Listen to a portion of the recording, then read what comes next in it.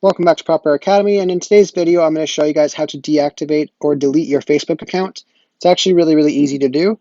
So you guys are going to want to start on the Facebook app, and then you want to go to the three lines in the bottom right corner. And then whether your screen here is blue or white, you want to scroll down, and then you want to click on Settings.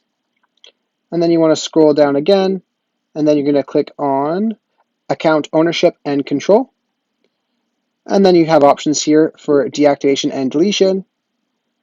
And then depending on which one you want to do, you could either deactivate your account here, which means that you'll be disabled, your name won't show up for people, your photos will be removed from most things you shared, but it won't permanently delete your account. You'll be able to log in and reactivate it, whereas deleting it permanently is self-explanatory. You won't be able to access it ever again.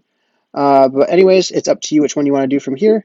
I hope this video helped you guys out. If it did, be sure to leave a like and subscribe for more content. Thanks for watching.